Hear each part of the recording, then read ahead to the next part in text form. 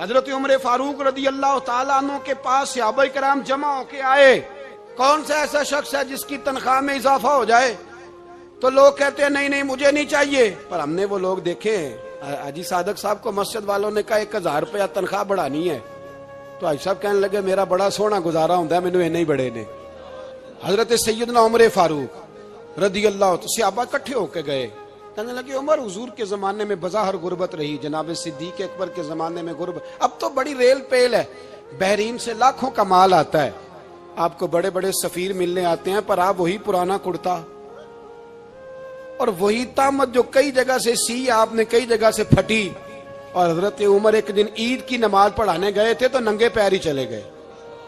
لوگوں نے کہا جوتا, فرمایا ٹوٹ گیا تھا یار, پہننے کے قابل نہیں تھا. فرمایا ننگے پیر آ گئے اور لوگ کیا کہیں گے؟ فرمایا چھوڑو, عمر کے پاؤں ننگے ہیں لیکن عمر کے کردار میں تو کوئی شک نہیں نا, پیر ہی ننگے ہیں نا, کیا ہوا؟ چھوڑو اس بات کو, کوئی پیار نہیں دنیا داری سے, دولت سے کوئی چکر ہی نہیں. حضرت سیدنا عمر فاروق رضی اللہ تعالیٰ عنہ کو صحابہ نے اکٹھے ہو کے کہا, یہ ہے امت کے بیدار ہونے کے طریقے جو عرض کر رہا ہوں. کہا جناب آپ اب بڑا مال غنیمت ہے اور جس طرح ہر صحابی کا حصہ ہے آپ کا بھی حصہ ہے, تو ایک نیا کرتا ہی ڈال لیں آپ خرید کے. اب جب مشورہ ہو گیا صحابہ میں تو کہنے لگے عمر سے بات کون کرے گا؟ نیا کرتا پہننے کی عمر سے بات کس کو برا لگتا ہے جی؟ نیا کرتا کون بات کرے گا؟ حضرت سیدنا علی المرتضیٰ کا انتخاب ہوا. کہنے لگے مولا علی کی بڑی عزت کرتے ہیں, ان سے بڑا پیار کرتے ہیں, ان سے بات کرتے ہیں. تو حضرت علی کو بلایا گیا, عرض کی حضور مہربانی فرمائیں. حضرت عمر سے کہے نئے کرتے کے لیے, آپ فرمانے لگے عمر میری بڑی قدر کرتا ہے, بڑی بات سنتا ہے, پر یہ والا کام نہیں میں عمر سے کہہ سکتا, یہ کسی اور سے کہو. تو کہنے لگے آپ رہنمائی کر دیں, کس کو کہیں؟ تو جناب علی المرتضیٰ فرمانے لگے اگر حضرت عائشہ صدیقہ سے کہو گے تو عمر فوراً مان جائے گا, وہ مومنوں کی ماں ہیں. صحابہ حضرت عائشہ کے پاس, اماں جی عمر کو بلائیں, ان کو کہیں بڑے بڑے سفیر آئے ہوتے ہیں وہی پرانے کپڑے پہن کے بیٹھ جاتے ہیں. اللہ اکبر.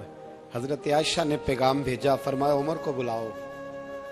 عمر فاروق دوڑے ہوئے آئے, پردے کے پیچھے حضرت عائشہ کے پاس گھٹنوں کے بل, اماں جی دیر تو نہیں کر آیا میں آنے میں؟ حکم ہو, حضور کے گھر سے پیغام آیا, بڑے بڑے سفیروں کو چھوڑ کے بھاگے.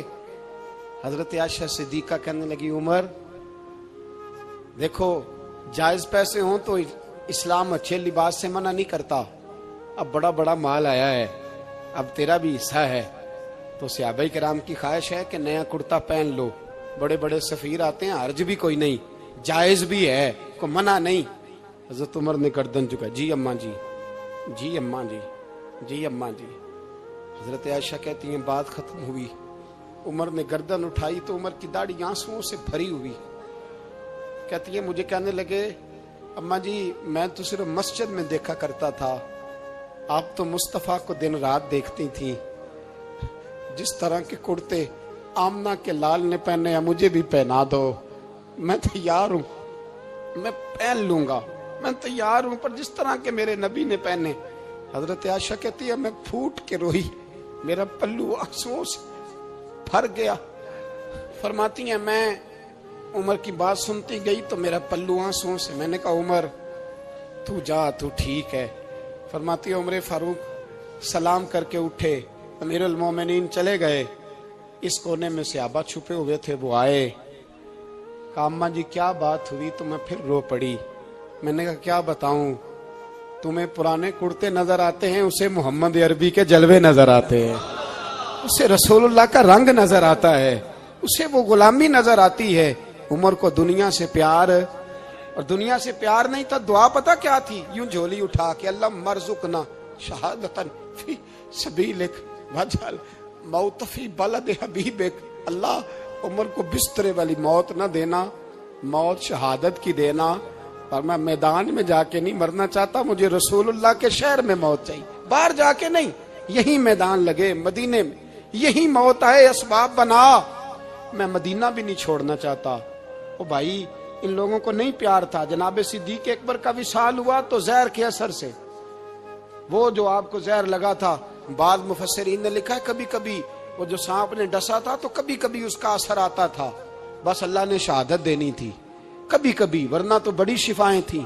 حضرت عمر شہید، حضرت عثمان، جناب علی، امام حسن، امام حسین، علی اکبر، علی اصغر، حضرت عباس، حضرت سعد بن معاذ، حضرت امیر حمزہ، مصعب بن عمیر۔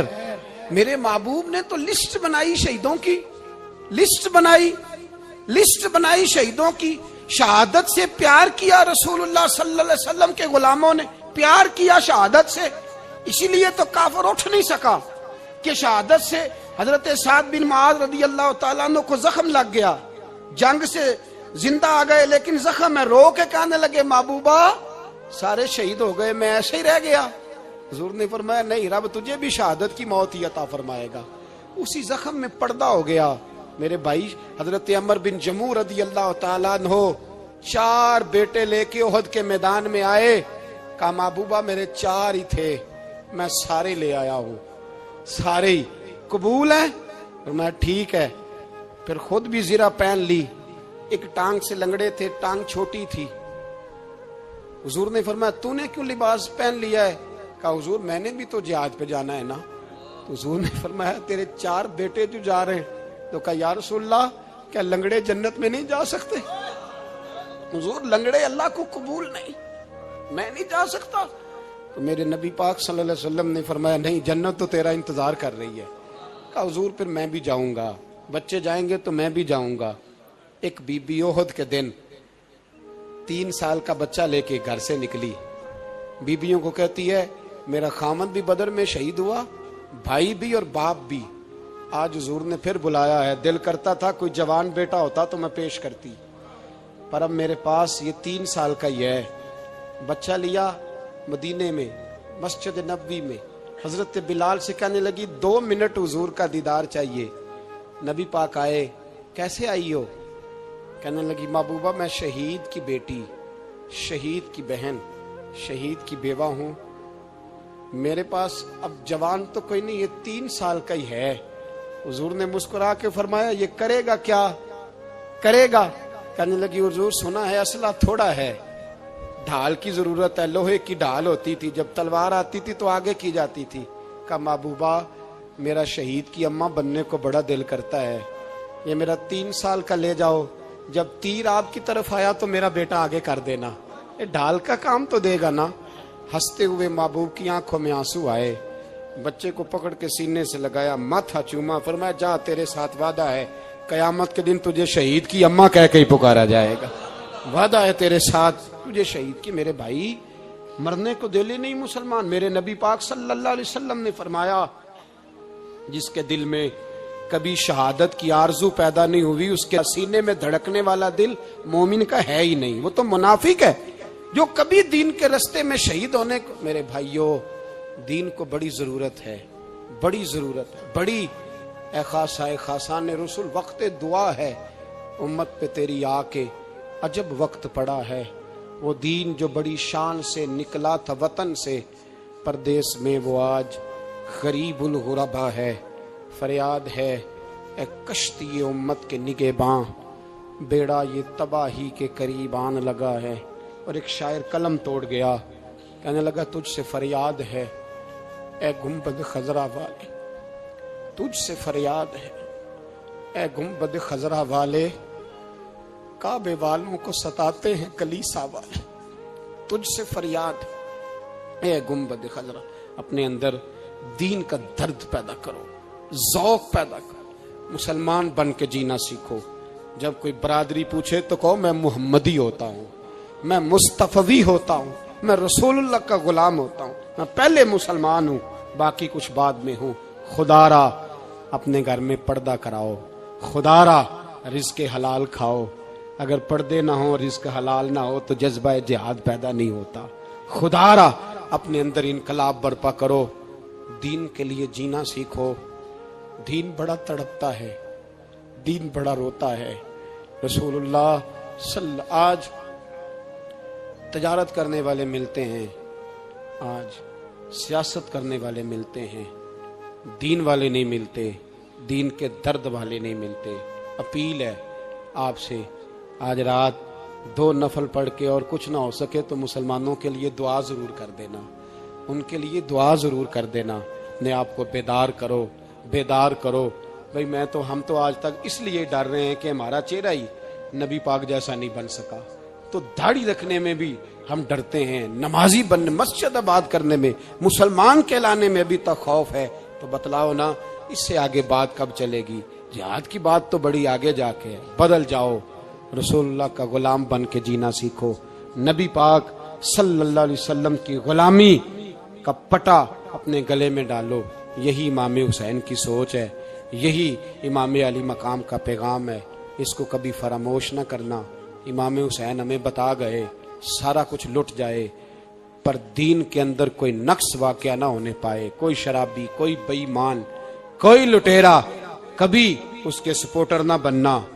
ہمیشہ وہ کسی شاعر نے کہا تھا، ہم سے نہ رقم ہوں گے قصیدے یزید کے۔ کسی نے کہا، کسی ظالم نے میری سپورٹ کر، میری بات کر، تو اس نے کہا ہم سے نہ رقم ہوں گے قصیدے یزید کے، کیونکہ ہم لوگ تو حسین کے سیرت نگار ہیں، ہم لوگ تو حسین کے سیرت نگار ہیں۔ یہ محرم کے جو دن ہے یہ انقلاب کے دن ہے، رونے پیٹنے کے نہیں، انقلاب کے دن، جذبوں کی بیداری کے دن، ظلم کی آنکھوں میں آنکھیں ڈالنے کا جذبہ پیدا کرنے کے دن۔ اس کو اسی رنگ میں لو۔ بندہ جس سے پیار کرتا ہے نا، وہ بندہ کبھی کبھی پھر پیار کا فائدہ ناجائز بھی اٹھاتا ہے، کبھی کبھی یہ بھی نقصان لوگ کرتے ہیں۔ پہلی بات تو یہ کہ جب پیار ہو جائے تو اس کا فائدہ جائز بھی نہیں اٹھانا چاہیے۔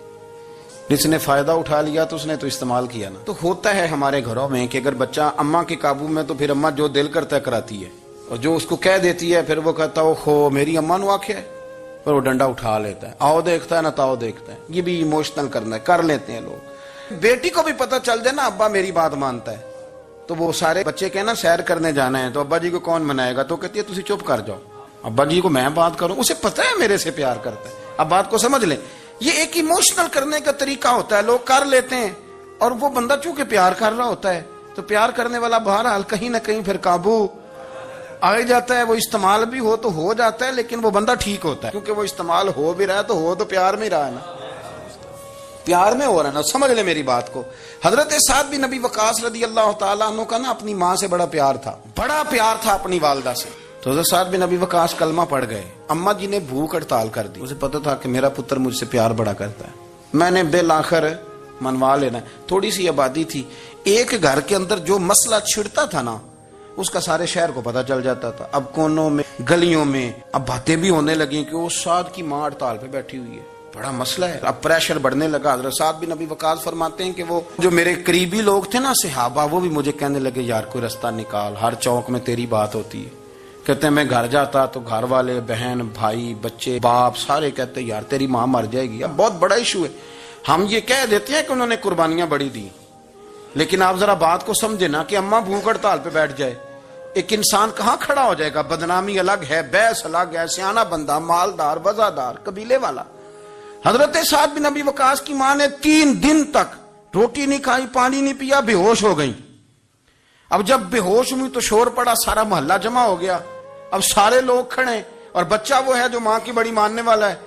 اماں کے اوپر لوگوں نے پانی شانی ڈالا، ہوش آئی تو حضرت سعد بن ابی وقاص قریب آئے، کہنے لگے اماں ایک بات کرنی ہے۔ اماں بھی بڑی مشکل سے اٹھ کے بیٹھ گئی کہ پتر ماننے لگا میرا۔ لوگ بھی کھڑے ہو گئے، مسکراہٹ بھی ہونے لگی کہ لو نہ کوئی بات ہونے لگی۔ ماں کہتی ہے کلمہ چھوڑ دے پھر مانوں گی۔ حضرت سعد بن ابی وقاص کہنے لگے اماں سن میری بات، 3 دن ہو گئے، مکے کا کوئی کونا کھدرا ایسا نہیں جس میں میری تیری باتیں نہ ہوئی ہیں، اور قبیلے کا، علاقے کا کوئی شخص نہیں، لوگوں نے بڑی باتیں کی، اور لوگ جب باتیں کرنے پہ آتے ہیں پھر اوپر تک جاتے ہیں۔ یہ بھی کہا کہ کیا دین یہ سکھاتا ہے کہ ماں بھوکی مر جائے؟ یہ بھی لوگوں نے کہا، میں نے ہر شے سنی، برداشت کی، اماں اب تو میری بات کان کھول کے سن لے۔ ماں کہنے لگی وہ کیا؟ تو حضرت سعد کہنے لگے پیدا مجھے تو نے کیا ہے، 9 ماہ تیرے پیٹ میں رہا ہوں، روٹی تیرے ہاتھ سے کھائی ہے، تجھ سے زیادہ بہتر مجھے کوئی نہیں جانتا۔ ماں سن تیری کتنی جانیں؟ اماں کہنے لگی 1۔ تو حضرت سعد فرمانے لگے تیری 1000 جان بھی ہو نا تو ایک ایک کر کے ساری نکل جائے تو میں محمد عربی کا کلمہ پھر بھی نہیں چھوڑوں گا۔ ختم ہو گئی بات۔ یہ کیا بات؟ وہ کچا رنگ للاری والا ਜਿਹੜਾ ਚੜਦਾ ਤੇ ਲੈਂਦਾ ਰਹਿੰਦਾ। ਇਹ ਇਸ਼ਕ ਤੇਰੇ ਦਾ ਰੰਗ ਮੁਹੰਮਦ ਜਦੋਂ ਚੜ ਜਾਏ ਫੇਰ نہیں لیندہ۔ یہ کیا بات ہے اماں، تیری 1000 جان بھی ہو، روٹی کھانی ہے تو کھا، نہیں کھانی تو نہ کھا۔ یہ لفظ کہتے ہیں حضرت سعد بن ابی وقاص رو پڑے، آنسو آ گئے، لفظ کہہ کے باہر نکلے، مجمع چھٹ گیا، جس نے جو مطلب لینا تھا لیا، جس نے جو کہنا تھا اس نے کہا۔ حضرت سعد چلے گئے، شام کو گھر آئے تو اماں روٹی کھا رہی تھی، تو حضرت سعد فرماتے ہیں کہ محلے کی بیویاں کہنے لگی روٹی کیوں کھا رہی ہو؟ تو ماں رو پڑی، کہنے لگی پتر میرا ہے، میں نے پیدا کیا ہے، میرے پتر نے کبھی ضد نہیں کی، اس کے دل میں کچھ ہے اتر گئی ہے، کوئی ہے، کوئی کچا پکا جذبہ ہوتا تو میں تو 2 آنسو بہاتی تھی تو میرا پتر لوٹ آتا تھا، پر کسی رستے کا مسافر بن گیا ہے، اب کہیں پہنچ گیا ہے اور میں اس کا درد سمجھ گئی ہوں، جہاں گیا ہے اب وہاں سے یہ لوٹ سکتا۔ آپ سمجھیں اتنا تگڑا ایمان جن لوگوں کا، ان کے بارے میں لوگ ڈسکس کریں گے۔ ان کو نا قرآن پاک نے بطور نمونہ بیان کیا ہے۔ اللہ فرماتے ہیں ایمان اس طرح کا جس طرح میرے نبی کے صحابہ کا۔ یہ منافقوں کی بات ہو رہی ہے پہلے سے بارے میں، وَإِذَا قِيلَ لَهُمْ آمِنُوا كَمَا آمَنَ النَّاسُ، جب ان سے کہا جائے کہ ایمان اس طرح لاؤ جس طرح میرے نبی کے صحابہ لائے، قَالُوا أَنُؤْمِنُ كَمَا آمَنَ السُّفَهَاءُ، تو وہ کہتے ہیں اس طرح ایمان لائیں جیسے بیوقوف لائیں، یہ تو بیوقوف ہے، ہر شے نبی پاک پہ قربان کر رہے ہیں۔ تو اللہ فرماتے ہیں الا انہم هم السفہاء، خبردار ہو جاؤ میرے نبی پاک کے غلاموں کو بیوقوف کہنے والو تم بیوقوف ہو۔ اللہ کہتا ہے تم پاگل ہو، بیوقوف ہو، اللہ انہیں پاگل کہتا ہے، اللہ پاگل کہتا ہے انہیں جو نبی پاک کے صحابہ کو پاگل کہتا ہے، اللہ انہیں پاگل کہتا ہے۔ یہ معیار ایمان ہے، قرآن نے کہا ایمان اس طرح کا جس طرح کا نبی پاک کے۔ وَإِذَا قِيلَ لَهُمْ آمِنُوا كَمَا آمَنَ النَّاسُ، ایمان اس طرح لاؤ جس طرح میرے نبی پاک کے